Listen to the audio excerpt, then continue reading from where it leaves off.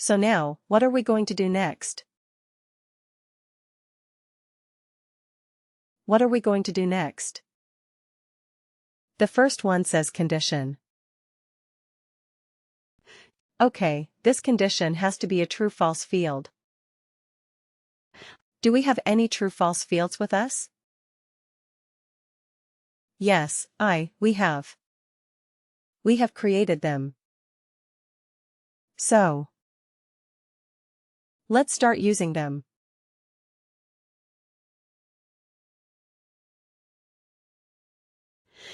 Okay, CFWWTF length of service. You see, I could search for it and it is available here. Now return value if condition is true. What happens if this condition is true? Okay. Amateur right, we should return the text amateur. So if I go and click on this, I have not created that field yet. But can I do it from here? Create calculated field. But you see, I cannot type in amateur. I cannot type in the text here. It has to be another field. That is why we have to store the value in a text constant. Write and evaluate expression. That's a good thing and a bad thing. The good thing is it can. It is so diverse, it is so powerful. Bad thing is, for everything you have to create another calculated. That's the bad thing. So here return value of condition is true. Let's click on that and say create calculated field. So we will call it a CF text constant. Right. Amateur. And we have to also put a W? W right. So business object. Now you have two options to store the business of. To use a business object. One is, you can use worker, of course, like the rest of the worker-related objects, or you can use global. Right. Why global? Because, let's say, if we do something else, we may also want to use this text constant amateur. It is not always related to the work. To worker. It can be for something else as well. Right. So we may want to use it there. So I want to use the business object as global. Function is text constant. Okay. And what is the constant text? Amateur. Isn't it simple? Copy. Okay. So you see, it automatically comes here. CF, WWTC amateur. Alright. Let's keep adding our 4 conditions here, one after the other. Alright. CF WWTF. Let's see if we can quickly find those fields. So we have done 0 to 7. Let's use 8 to 15. And again CF WWTF. So we can use 16 to 30. And CF WWTF 31. Right. So then we're done. Now, let me tell you something and let me give you a hint and a tip. WorkDay will start evaluating from top to bottom. Okay. This is the direction in which it will evaluate. The first matching condition that it finds it will result in that. It will take that as the true condition to stop the calculation there. The first matching true condition. So to improve performance, what should you do? We should use them. We should try to do the minimum number of calculations. Correct. So first of all, try to identify where you have the maximum population. Where do you have the maximum population? Maybe run this report once. Try to find out where you have just do an eyeball figure and try to find out where you have the maximum population. Maybe it is between 8 and 15. Maybe. Right. So if that is the case, you should have this as the first row. Right. I understand that looking at this is more logical. 0 to 7, 8 to 15, 16, 13, 31. That is more logical. I absolutely understand.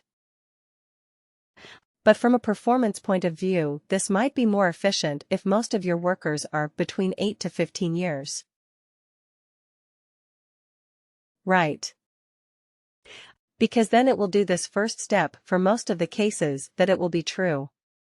Otherwise, what happens? It will first do 0 to 7 calculation. Then it will come to 8 and 15. Correct. So when you design this evaluation especially, keep this in mind. How to improve the performance? Just making this slight change will do you a world of good if you are dealing with large data sets. Okay, so keep this in mind. Always have the first condition as the most common condition that you don't have to do the other calculations at all. Right. So we will find out. We will find out, we don't know yet. Maybe for the time being we can do it like this. Alright. So let's quickly create the other calculated fields. Instead of amateur. What is it experienced, right?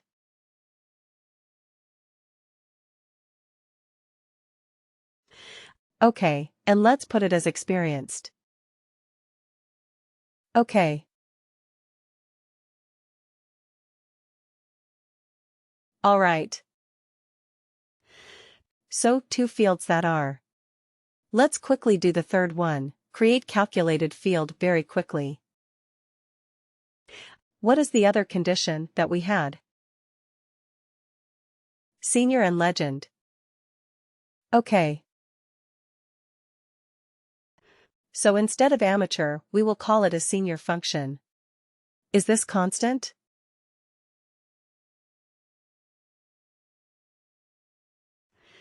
Just bear with me because it takes time. I have to create so many different calculated fields. Senior. And what is the last one? Legend, create calculated field. Alright. So instead of senior, we will call it a legend. This object is global. Okay. Function is this constant. And here we are going to use legend. That's it.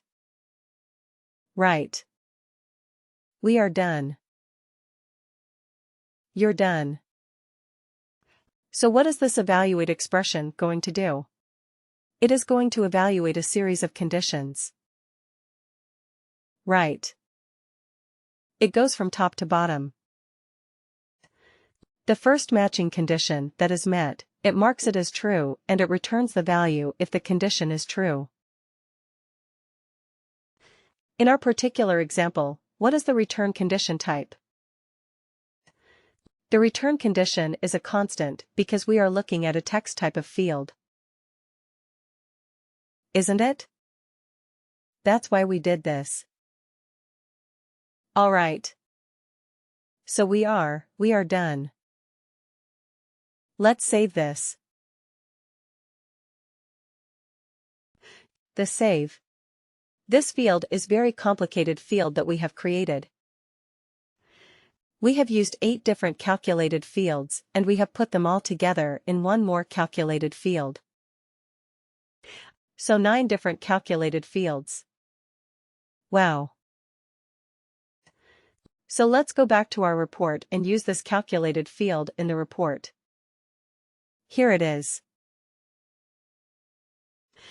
So we go here and we say, Custom Report Edit. OK. And we scroll down. Just after you. Oh no. Right after this. OK. Shall we keep this other one, the text, years of service? We no longer need it, right? We have already converted that to a number and we have it. So let's use the new field that we have created. Experience bands from years of service. Let's call it as experience. Bags. Okay, now let's see how our field is performing. Is it? Is it giving us the right result or not? Click OK to run it or run it.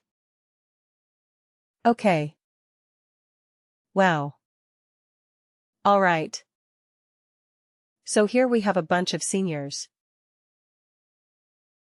22 years of experience. Senior. Is that correct? 22 years senior. Right. 22 is between 16 and 30. Senior.